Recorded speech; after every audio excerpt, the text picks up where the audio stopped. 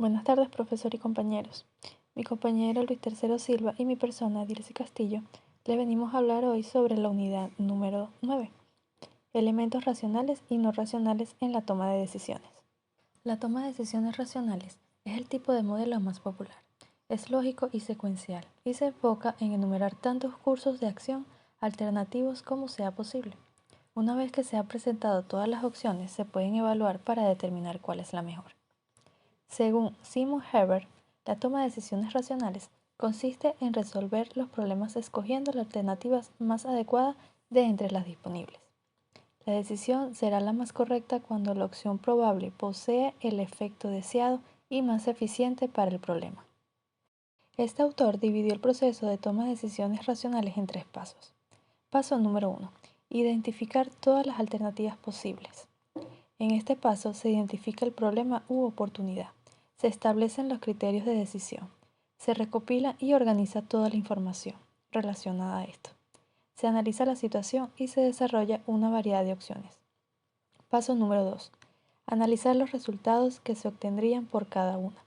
En este paso se evalúan todas las opciones y se les asigna un valor a cada una. Y finalmente, el paso número 3. Se escoge la solución más adecuada.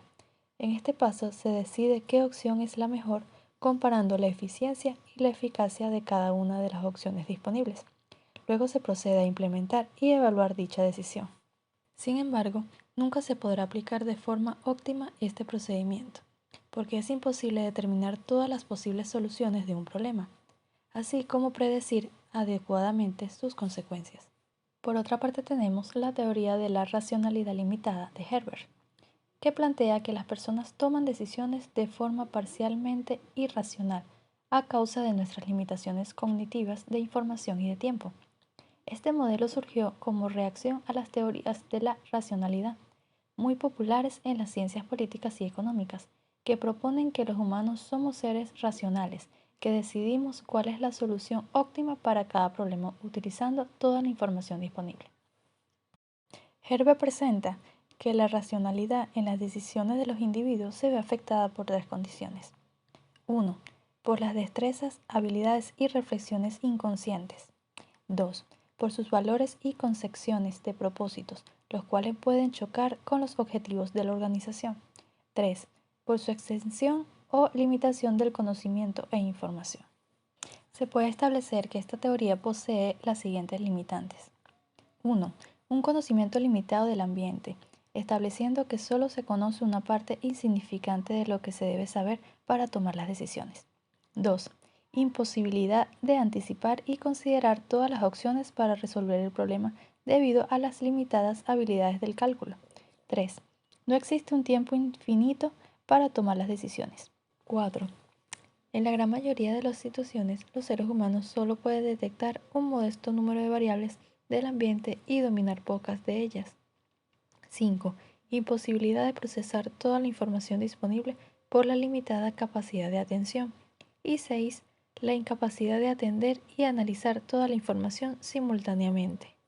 Podríamos decir que la toma de decisiones racional muestra la forma de cómo deben o cómo les gustaría a las empresas y a las personas tomar las decisiones, y no cómo son tomadas realmente. Históricamente se han establecido unas diferencias fundamentales entre las decisiones racionales y las decisiones de racionalidad limitada. El término racional es aplicable a la toma de decisiones que se realiza analíticamente consciente.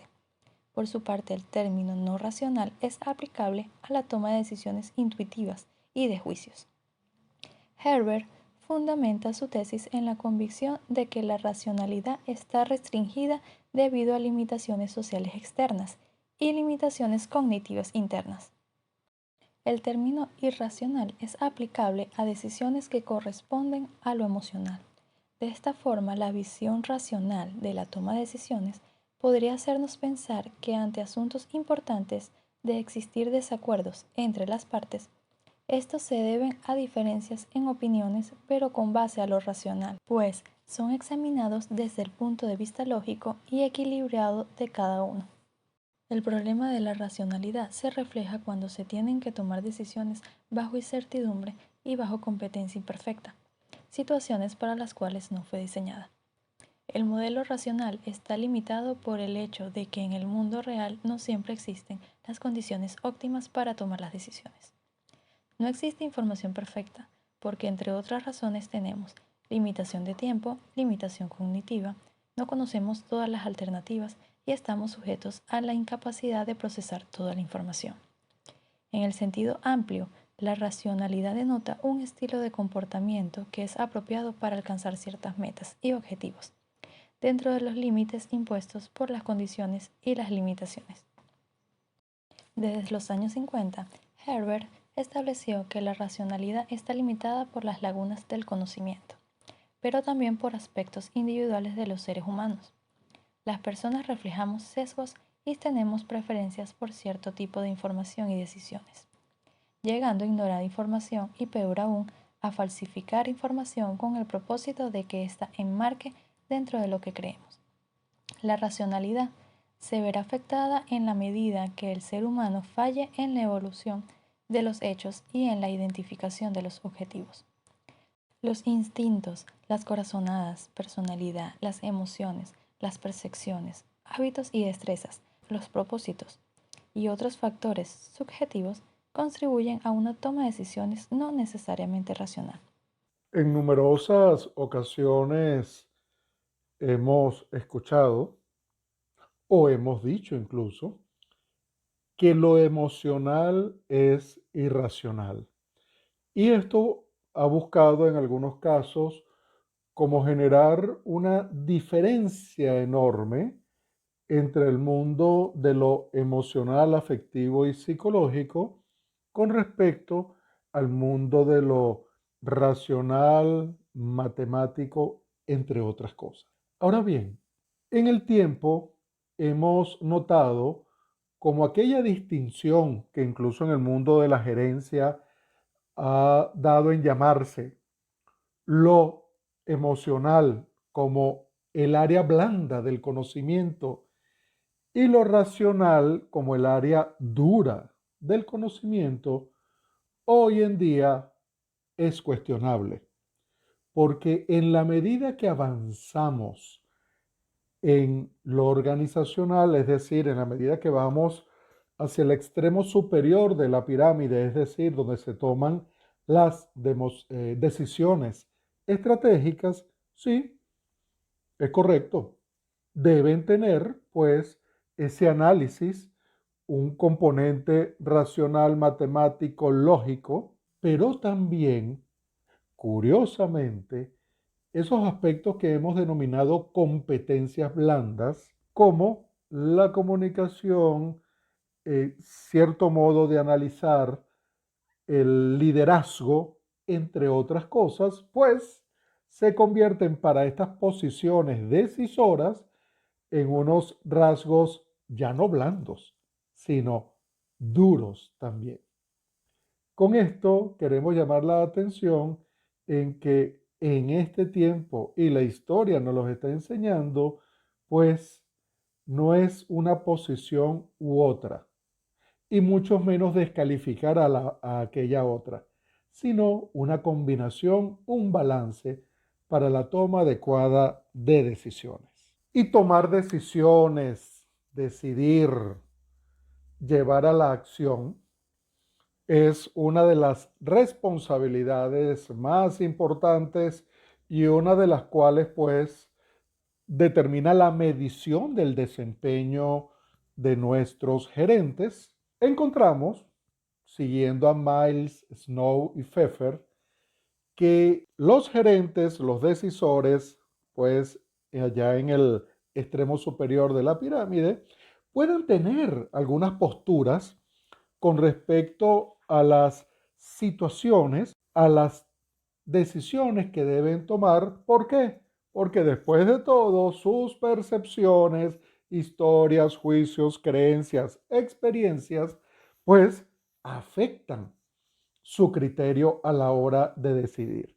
En ese sentido, pues algunos de nuestros gerentes pueden ser defensores del dominio, es decir, que procuran que no ocurran muchos cambios. Es decir, en la medida de lo posible, mantener lo que está en su conocimiento, lo que está en su zona de influencia. Hay otros que son reactores renuentes. Reaccionan, pero solo cuando hay presiones. De otra manera, les encantaría mantenerse en la primera opción. Por otra parte, hay algunos que son analizadores ansiosos. Reconocen el cambio, pero prefieren esperar a que los competidores u otros desarrollen respuestas. Y los gerentes que necesitamos, los buscadores entusiastas, que notan las oportunidades para el cambio y desean crearlo y experimentar. Es decir, son los atrevidos que las organizaciones y el mundo necesitan en este momento. El grupo anterior, en su unidad 8, cerró con un tema muy interesante a propósito de la ética y la moral en la toma de decisiones. El capítulo 10 será el desarrollo del pensamiento de Herbert Simon, es decir, de la racionalidad limitada, por lo que se nos ocurre que esta unidad que estamos desarrollando es una especie de transición entre ese tema apasionante de la ética y la moral, que tiene que ver efectivamente con los elementos personales, con lo que incluso muchos pudieran colocar en el mundo de la irracionalidad y pues lo inminentemente racional. De allí que una de las preguntas a reflexionar está en esto, en realmente el problema de la racionalidad se refleja cuando se tiene que tomar decisiones bajo incertidumbre y bajo competencia imperfecta, pues la excesiva racionalidad nos coloca una camisa de fuerza. De allí que este tránsito hacia el estudio de la racionalidad limitada debe partir en todo caso de esos conceptos lógicos, de esos conceptos racionales que se le han querido dar pues a la toma de decisiones. Siguiendo con este cuestionamiento entre lo irracional y lo racional, pues ya estamos en el camino de ir suavizando aquella idea de que lo emocional es irracional y que por otra parte las decisiones deben tomarse desde un punto de vista solo lógico y racional. Porque quizás el mismo modelo racional muestra en sus preceptos algunos elementos que lo llevan a ser rígido y que quizás como modelo único, pues encuentra brechas a la hora de adaptarse a las situaciones actuales. Siguiendo a Say con su planteamiento de lo que es el Homo economicus, pues este modelo racional normalmente, al igual que el hombre económico, pareciera que apuntara solo a actuar en el interés propio. En este caso llevamos el concepto de hombre a la organización. Entonces, el modelo racional, pues, pareciera que apuntara a, primero, actuar en el interés propio de la organización, por supuesto, a identificar específicamente el problema, pero aquí comienza en todo caso esas brechas, porque el modelo racional requiere disponer de información completa, armar las posibles soluciones, clasificarlas y decidir con base en ellas para maximizar la utilidad. Y quizás en estos últimos elementos como información completa, posibles soluciones, clasificación de esas opciones, de manera de que probabilísticamente podamos decidir cuáles serán las mejores para maximizar la utilidad, es allí donde en el tiempo actual empezamos a encontrar las limitaciones de ese modelo. ¿Y por qué cuestionamos eso? Porque la historia reciente y este tiempo actual nos los está demostrando. En nuestra presentación de la unidad 5 hablábamos de ese modelo VUCA que, sobre todo después de la Guerra Fría, a partir de los años 60, y encontró en los años 80, pues, su mejor momento para la aplicación de esos criterios, entendiendo que el entorno, el mundo, pues estaba siendo volátil, incierto, complejo, ambiguo. Y eso determinó, en todo caso, la necesidad de un modelo más racional, más lógico en la toma de decisiones. La pandemia, en el año 2020, pues ha llevado curiosamente a seguir insistiendo en ese modelo VUCA, lo cual está bien.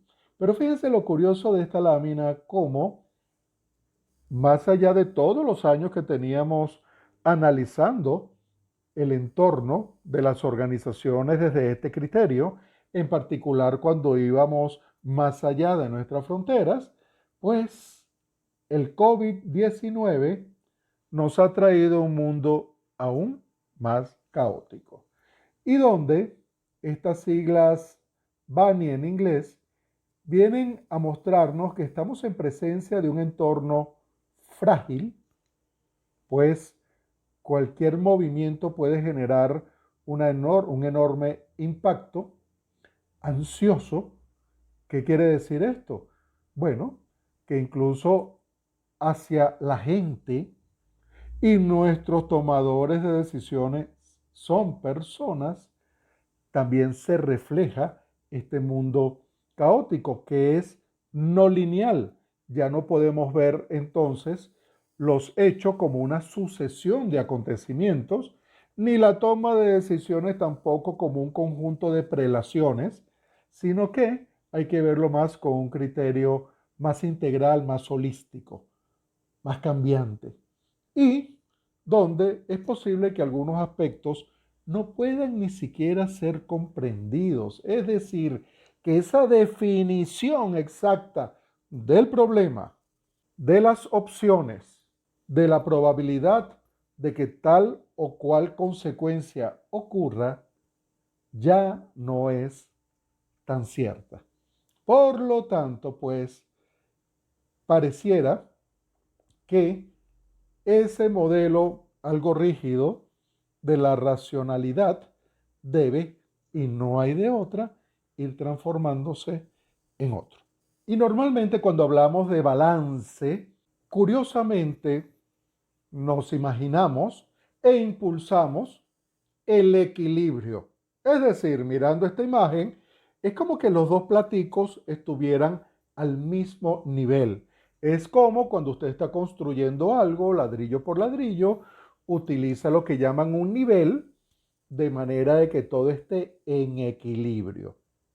Pero resulta que ni en la vida personal, ni en las organizaciones, ni en el mundo, las cosas necesariamente están en equilibrio.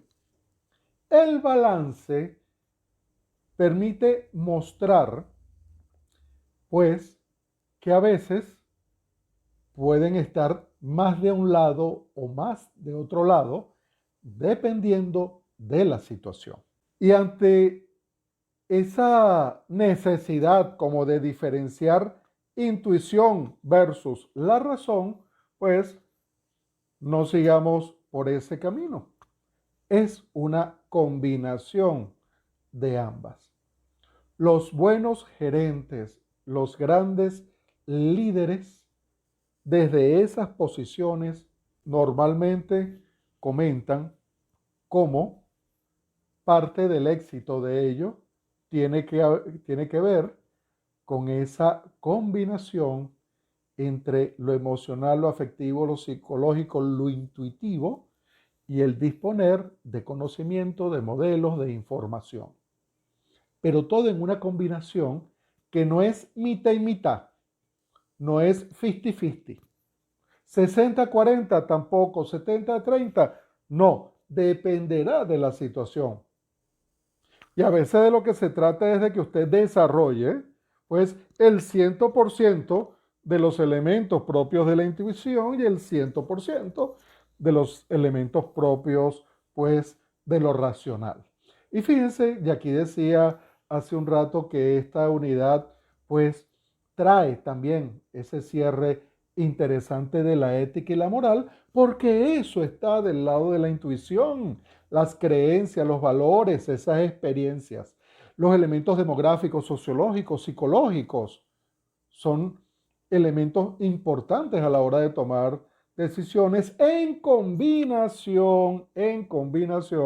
Por eso no estoy poniendo en esta balanza una mayor importancia o no con la información, los recursos, las historias, los antecedentes, lo que nos llevó al momento actual, la decisión, modelos, experiencias y esos paradigmas empresariales, ese modo de actuar que nuestras organizaciones tienen también. Y entonces, pareciera que esto deviene en el modelo establecido por Herbert Simon y con el cual obtuvo el Premio Nobel de Economía del año 1978 y tiene que ver con la racionalidad limitada. Y Simon parte de que la racionalidad humana está acotada, es decir, hay algunos límites, algunas fronteras. Y esto debido a limitaciones en sus conocimientos y a su capacidad de procesamiento de la información, es decir, desde el mundo cognitivo. Por lo cual, muchas veces, en lugar de maximizar utilidades, criterio del Homo economicus, pues el ser humano busca niveles de conformidad.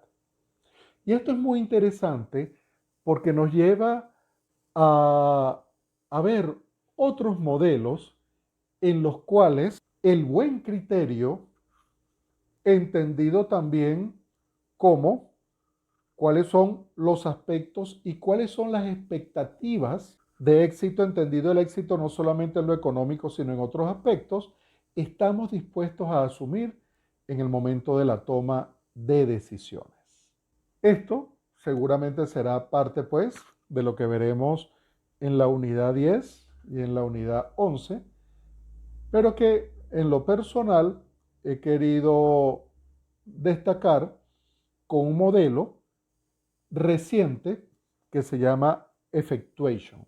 La aparición del COVID-19 hace casi 2 años, sus consecuencias, que todavía no son definibles hacia el futuro inmediato y posterior, pues hacen que empecemos a mirar la incertidumbre más que como un estado que quisiéramos que no ocurriera, pues como un recurso. Es decir, eso es lo que hay. Esta es la situación. Y en ese sentido, este modelo, fíjense que estamos partiendo del hecho de que no tengamos información, pues la experiencia en eso sea mínima y por cierto, que tengamos mucho miedo, nos lleva a que si partimos de un modelo racional, es decir, poseer información completa y posibles consecuencias de las opciones de decisiones que tenemos, no sea posible, no sea aplicable. Entonces, este modelo que viene desarrollando, entre otras cosas, algunas escuelas de negocio como de la Universidad de Harvard, pues nos llevan a, primero, mirar lo que tenemos, es decir, de qué recursos disponemos. El siguiente paso nos lleva a revisar, en lugar del rendimiento esperado, fíjense qué curioso, a definir cuál podría ser una pérdida razonable. Es decir, lo que conocemos de antemano es lo que tenemos, según el punto anterior, y es lo único controlable. Entonces, aquí sí hay un ejercicio de predicción en términos de hasta cuánto estaríamos dispuestos a perder en esta nueva decisión con respecto a ir a un mercado totalmente desconocido, desarrollar manufacturas distintas, entre otras cosas. Entonces, es tomar decisiones examinando lo que estamos dispuestos a perder antes del rendimiento que esperamos. Por otra parte, este tercer punto, pues, se parece mucho a aquello de si del cielo te caen limones, aprende a hacer limonada, ¿no? Es decir, en lugar de evitar contingencias, como suele ocurrir en la planificación estratégica tradicional, hay que generar espacios alternativos, pues, para desarrollar esas estrategias. Y por otra parte, y esto tiene que ver pues con el liderazgo, cómo crear colaboraciones, alianzas, escuchen esto, en lugar de vencer a los competidores. Y todos estos elementos, qué curioso, que en este instante algunas universidades en el mundo están desarrollando, pues tiene que ver con los criterios de la racionalidad limitada de lo que nos habla Herbert Simon. Así que, queridos compañeros, profesor, muchísimas gracias pues por acompañarnos en este tiempo de maestría y seguimos avanzando. Hasta luego.